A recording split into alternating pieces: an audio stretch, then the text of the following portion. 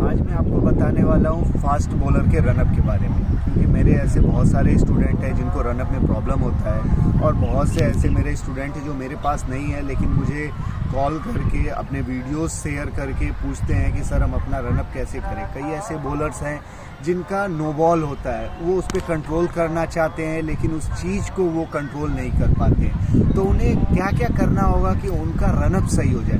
पहले तो जैसे बॉलिंग एक्शन 3 टाइप की होती है, side on, semi side on और फ्रंट ऑन। 3 टाइप के हमारे बॉलिंग एक्शन होते हैं। वैसे ही 3 टाइप के जंप भी होते हैं, एक हाई जंप, एक मीडियम जंप, एक फ्लैट। तो आपका तीनों में से कौन सा जंप है पहले आपको ये जानना ज़रूरी है। और कहीं ना कहीं आप जब स्टार्ट करते हैं अपना बॉलिंग रनअप को मेज़र करने के लिए, जब आप अपने बॉलिंग रनअप को नापते हैं तो आपको स्टार्ट कैसे लेना है। अगर मान लेते हैं हाई जंप बॉलर है तो आप देख सकते हैं कि जैसे ये विकेट की लाइन जो होती है, तो आपने देखा होगा कि आप जो फास्ट बॉलर है वो जंप करके जाते हैं आगे की तरफ। तो जो आपका पहला स्टेप है, अगर आप हाई जंप आपके बॉलिंग में है तो आपको ये बॉलिंग रनअप का जो लाइन है वहाँ से आपको पहला स्टेप जंप करके लेना है और उसके बाद मार्क करके आपके 20 कदम के, 22 कदम के या फिर जितने भी स्टेप्स के आपके रनअप है वो आपको काउंट करना है। दूसरा, अगर आपका सेमी जंप मतलब बहुत ज़्यादा हाई नहीं, मीडियम जंप है तो आपको ये बैटिंग क्रीज और साथ में ये बॉलिंग क्रीज, इन दोनों के बीच से आना है और आपको जंप आगे की तरफ आना है और मार्क करके फिर से अपने रनअप को पूरा काउंट करके जाना है। अगर आपका बिल्कुल भी जंप नहीं है बॉलिंग रनअप में तो आपको इस बैटिंग क्रीज के पास से आपको जंप लेके आगे की तरफ आना है और फिर आपको अपने स्टेप्स को काउंट करना है। अब आपको दूसरा पॉइंट ये ध्यान रखना है कि आप स्टार्ट कौन से पैर से ले रहे हो। जैसे मैंने कंप्लीट किया अपने, मान लेते हैं 16 पॉइंट मैंने स्टेप अपने कंप्लीट किया, मार्क किया। अब यहाँ से मुझे स्टार्ट लेना है। अगर मैंने स्टार्ट किया तो ये पॉइंट आपको याद रखना है कि आप कौन से पैर से स्टार्ट कर रहे हो। पहले आपका राइट लेग आगे आ रहा है या पहले आपका लेफ्ट लेग आगे आ रहा है। ये 2 पॉइंट को आपको याद रखना है। पहला ये कि आपको जंप कितना लेना है और कहाँ से लेना है। दूसरा ये कि आप स्टार्ट कौन से पैर से कर रहे हो।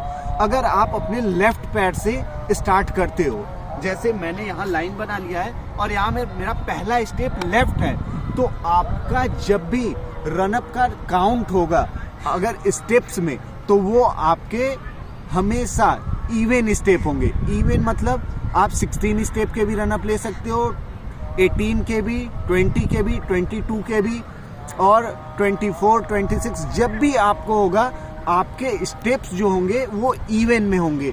अगर आप वहाँ से राइट लेग से स्टार्ट करते हो, आपका अगर राइट लेग पहले आता है तो आपको हमेशा अपने रनअप को ऑड में रखना है। जैसे 15, 17, 19, 21 ऐसे करके अपने स्टेप्स को आपको रखना है।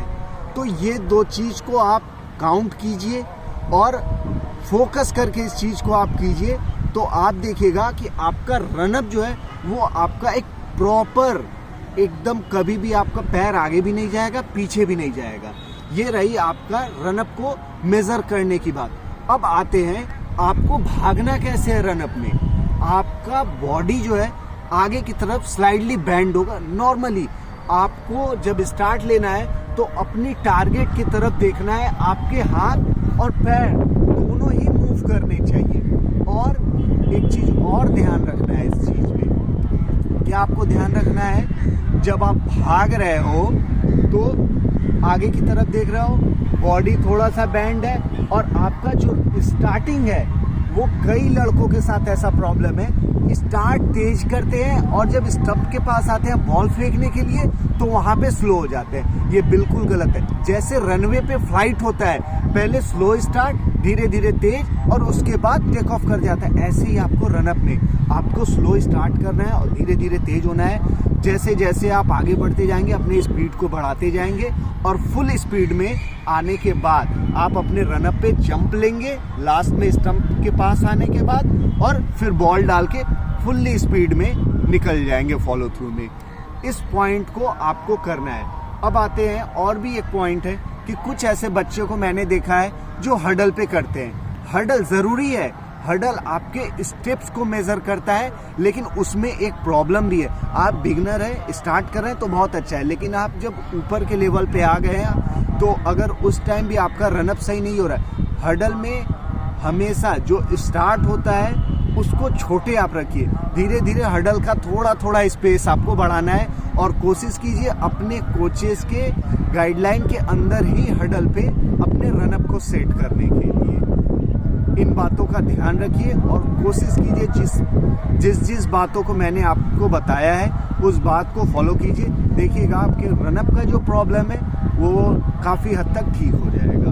अगर नहीं होता है तो फिर मुझे कमेंट करें, लाइक करें, शेयर करें, जैसे भी मुझे कांटेक्ट करें, मेरा नंबर लें और मुझसे बात करके उस चीज़ के बारे में बात करें। आपका रनअप सही कराने की मेरी रिस्पॉन्सिबिलिटी है। ऐसे ही और ज़्यादा वीडियो को देखने के लिए हमारे चैनल पे बने रहें। Thank you so much. Thank you for watching my video.